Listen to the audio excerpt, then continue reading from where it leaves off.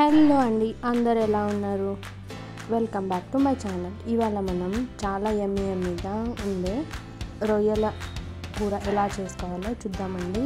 మనకి సండే వచ్చిన అలాగే ఈ మధ్య ఏ రోజైనా సరే నాన్ వెజ్ తినాలి అనిపిస్తుంది కదండి. చికెన్ మటన్ తింటూనే ఉంటాము. ఇలా సీ ఫుడ్ కూడా మన హెల్త్కి చాలా మంచిది. ముందుగా ఈ రొయ్యలు 1/2 kg అండి. తల తోక తీసేసిన తర్వాత 1/2 kg అండి, ముందు కాదు.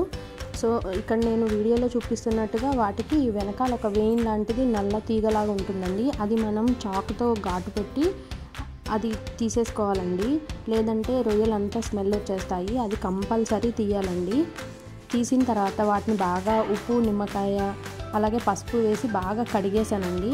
కడిగిన తర్వాత నీళ్ళన్నీ వార్చేసి ఇప్పుడు ఒక ప్యాన్లో ఆ రొయ్యల్ని కొంచెం పసుపు వేసి సిమ్లో పెట్టి ఉడకబెట్టాలండి. నీళ్ళు ఏమీ వేయాల్సిన అవసరం లేదు, ఎందుకంటే దాంట్లోంచే చాలా నీళ్ళు వస్తాయండి. అవన్నీ కొంచెం నీళ్ళు ఉన్నప్పుడు డ్రైన్ చేసేసి పక్కన పెట్టుకుందామండి. ఇప్పుడు ఒక ప్యాన్లో చెక్క, లవంగం వేసుకోవాలండి. తర్వాత 3 ఉల్లిపాయలు తీసుకున్నానండి, మీడియం సైజ్వి.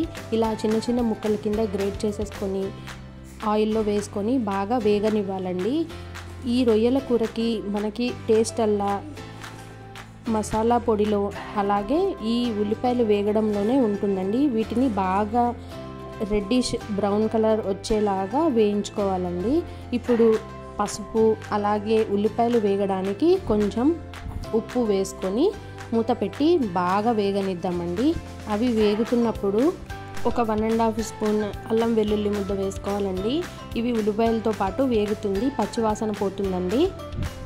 అలాగే చూడండి, ఇక్కడ మనం మసాలా ప్రిపేర్ చేసుకుందాం. ఇప్పుడు 1/2 kg రొయ్యలకి ఒక 5 నుంచి 6 స్పూన్ల ధనియాలు, ఒక 2 స్పూన్ల జీలకర్ర, అలాగే 3 స్పూన్ల గసగసాలు, 2 ఇంచుల చెక్క, 4-5 లవంగాలు, 2 ఇలాచీలు వేసుకొని ఇలాగా పొడి చేసుకోవాలండి. ఇదే మా అమ్మగారు నేర్పిన మసాలా అండి. నాన్ వెజ్కి ఈ పొడి మసాలా వాడుతూ ఉంటాము. చూడండి,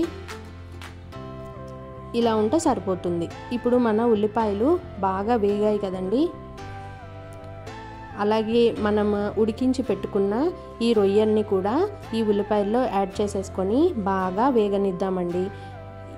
అల్లం వెల్లుల్లి ముద్ద అలాగే ఉల్లిపాయలు, ఆయిల్ అన్నీ వీటికి పడతాయండి మంచిగా. ఇప్పుడు రుచికి తగినంత ఉప్పు వేసుకొని కాసేపు మూత పెట్టి మగ్గనిద్దామండి.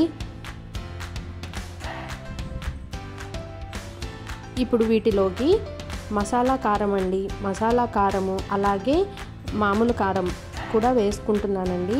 టేస్ట్ బాగుంటుంది, 2 వేసుకోండి. చూడండి, ఇలా దగ్గర పడుతుంది. కొంచెం దగ్గర పడిన తర్వాత మనం మిక్స్ చేసి పెట్టుకున్న ఈ పొడి ఉంది కదండి, పొడి మసాలా, ఇది కూడా వేసుకొని ఇంకొంతసేపు వేగనిద్దామండి. ఇప్పుడు మనం దీంట్లోకి నీళ్లు పోసుకుందాము. నేను ఈ కప్పుతో 2 కప్పుల నీళ్లు పోసుకున్నానండి. ఇప్పుడు బాగా వాటిని కలుపుకొని మూత పెట్టుకొని ఉప్పు కూడా చూసుకోండి, సరిపోకపోతే వేసుకోవాలండి.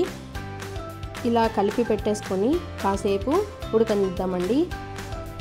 చూడండి, అలా అని ముక్క బాగా కలిపేయకూడదండి. ఆల్రెడీ మనం వేయించి పెట్టుకున్నాం కదా, ముక్క ఏమవుతుందంటే విరిగిపోతుంది. అలా విరిగిపోకుండా మనం వదిలేయాలండి.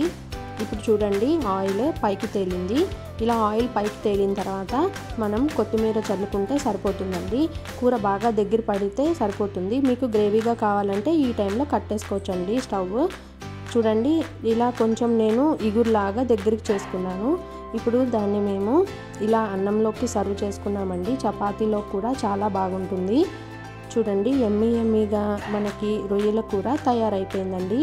ఈ సండే మీరు కూడా ట్రై చేస్తారు కదా. ట్రై చేసి ఎలా ఉందో నాకు కూడా చెప్పండి.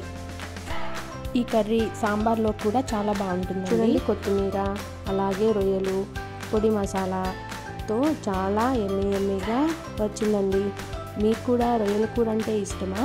కామెంట్లో నాకు చెప్పండి. అలాగే ఛానల్ని సబ్స్క్రైబ్ చేసుకోండి. థ్యాంక్ యూ ఫర్ వాచింగ్ అండి. బాయ్ అండి.